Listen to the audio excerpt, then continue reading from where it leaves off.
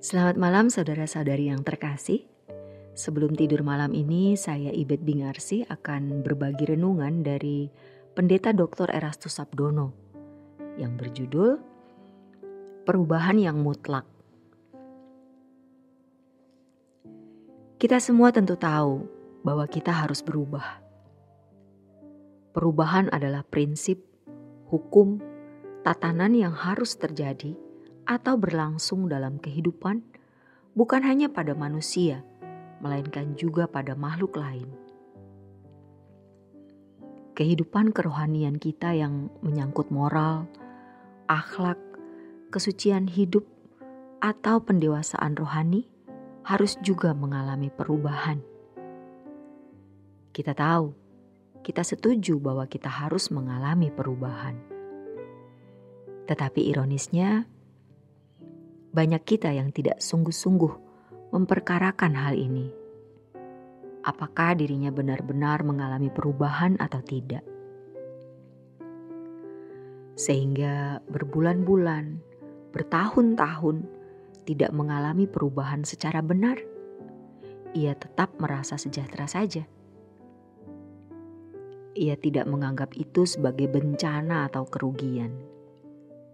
Padahal, waktu yang Tuhan berikan kepada kita itu singkat. Ada titik atau ujung akhir perjalanan hidup ini. Kalau seseorang sudah sampai akhir perjalanan hidupnya,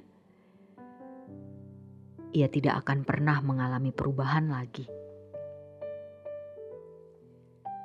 Itulah sebabnya di dalam kekristenan tidak ada doa untuk orang meninggal, supaya orang meninggal yang tadinya masuk neraka bisa pindah masuk surga. Atau sudah masuk surga dengan tingkat rendah, bisa naik lagi ke tingkat tinggi karena didoakan orang yang masih hidup. Tidak ada. Tuhan tidak mengajarkan demikian. Tetapi Tuhan mengajarkan kepada kita untuk menggunakan waktu. Selagi masih siang, kita harus bekerja untuk Tuhan atau harus bertumbuh dalam kedewasaan rohani. Firman Tuhan mengatakan, pergunakanlah waktu yang ada karena hari-hari ini jahat. Kita harus memperhatikan bagaimana cara kita hidup supaya kita mengerti kehendak Allah dan melakukan kehendak Allah itu. Semua itu berbicara mengenai perubahan yang harus terjadi atau perubahan yang harus berlangsung dalam hidup kita. Demikian pula dalam Roma 12 ayat 2. Dikatakan agar kita tidak sama dengan dunia, tetapi mengalami transformasi atau perubahan cara berpikir sehingga kita mengerti kehendak Allah, apa yang baik, berkenan, dan yang sempurna. Dan tanda atau ciri dari perubahan yang benar adalah tidak serupa dengan dunia ini. Tetapi seperti yang tadi penulis kemukakan, bahwa banyak orang tidak memperkarakan hal perubahan ini di dalam hidupnya. Sehingga ketika keadaan dirinya yang sebenarnya masih serupa dengan dunia ini, dia tidak menyadari keserupaan tersebut. Dia merasa nyaman-nyaman saja. Suatu hari ketika dia berdiri di hadapan tahta pengadilan Kristus, dia baru tahu bahwa ternyata ia tidak memiliki wajah Tuhan di dalam hidupnya, tetapi wajah dunia. Dan tentu wajah dunia adalah wajah orang-orang yang tidak melakukan kehendak Bapa. Dan kepada orang yang tidak melakukan kehendak Bapa ini, Yesus akan berkata, "Enyahlah kamu dari hadapanku, kamu yang melakukan kejahatan." Kejahatan di sini bukan hanya berarti melanggar hukum, tetapi tidak melakukan kehendak Allah pun sudah merupakan kemelesetan. Oleh sebab itu, kita harus serius untuk mencari Tuhan. Hanya dengan mencari Tuhan dengan sungguh-sungguh dan menjumpai Dia, maka kita akan mengalami perubahan. Bukan hanya perubahan secara moral umum, melainkan perubahan sesuai dengan kesempurnaan Allah Bapa, perubahan keserupaan dengan Yesus. Dan ini adalah upah bagi orang yang mencari Dia, seperti yang dikatakan dalam Ibrani 11 ayat 6. Tetapi tanpa iman tidak mungkin orang berkenan kepada Allah. Sebab barang siapa berpaling kepada Allah, ia harus percaya bahwa Allah itu ada dan bahwa Allah memberi upah kepada orang-orang yang sungguh-sungguh mencari Dia. Ini hal yang luar biasa. Seringkali yang dipahami orang, upah adalah ekonomi membaik, kesehatan, kelimpahan berkat jasmani, dan lain-lain. Atau apapun yang dianggap sebagai kebutuhan. Sejatinya, upah yang dimaksud di sini adalah pengenalan akan Allah yang benar. Itu yang menjadi harta abadi.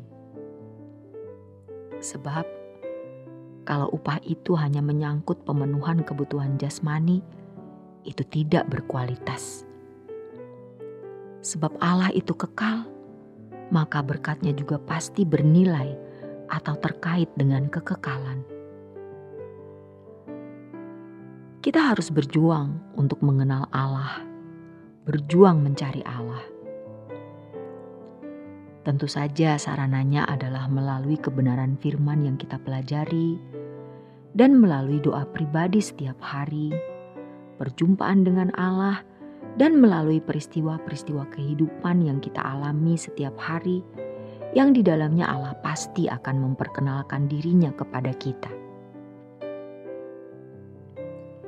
Kita harus serius menilai diri kita, mengoreksi diri kita, seberapa kita sungguh-sungguh telah mengalami perubahan. Jika tidak, kita harus menggandakan perjuangan kita mencari Allah. Menggandakan waktu kita untuk mendengar firman, menggandakan waktu kita duduk diam di kaki Tuhan. Juga menggandakan kepekaan kita, kejelian kita untuk melihat setiap peristiwa hidup yang Tuhan izinkan terjadi atau berlangsung dalam hidup kita, yang di dalamnya kita bisa menemukan maksud-maksud Allah di dalam hidup ini. Dan itulah yang membuat kita mengalami perubahan. Perubahan hidup kita juga akan ditandai dengan kerinduan kita untuk bertemu dengan Tuhan. Kerinduan kita bertemu muka dengan muka, memandang wajah Yesus. Tidak lagi tertarik kepada keindahan dunia. Kematian menjadi sesuatu yang menyenangkan dan peristiwa yang kita nantikan. Jika tidak demikian, berarti hati kita memang masih terpaut kepada dunia ini. Perubahan itu harus bisa kita rasakan.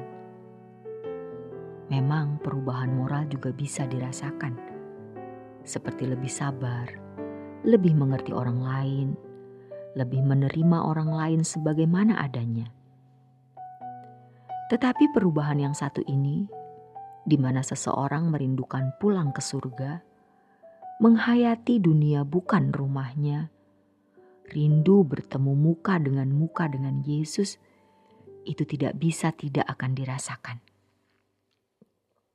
Hal yang dulu tidak pernah kita rasakan, kini kita rasakan. Jadi kalau kita belum merasakan hal ini, berarti ada sesuatu yang salah dalam hidup kita. Belum ada perubahan yang signifikan yang kita alami.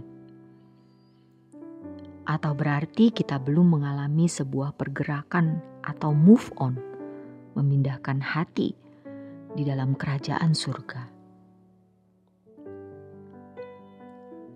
Perubahan adalah hal yang mutlak, sebab tanpa ada perubahan berarti tidak ada kehidupan. Di dalam kekristenan, perubahan itu adalah hal yang sangat mutlak, dan perubahan itu pasti bisa dirasakan, bisa dibuktikan dalam hidup. Jadi, kalau seseorang tidak mengalami perubahan, seharusnya dia tahu bahwa dirinya tidak mengalami perubahan.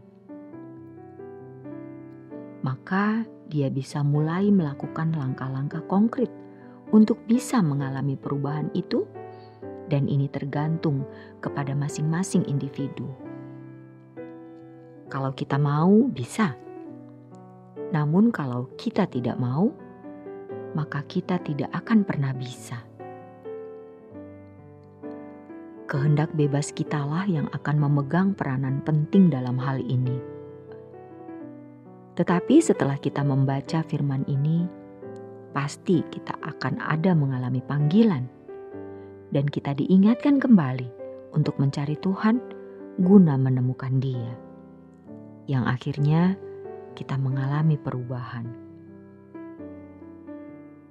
Perubahan adalah hal yang mutlak, sebab tanpa ada perubahan berarti tidak ada kehidupan. Demikianlah renungan malam kali ini. Kiranya renungan ini memberi pencerahan bagi kita semua. Selamat beristirahat dalam berkat Tuhan.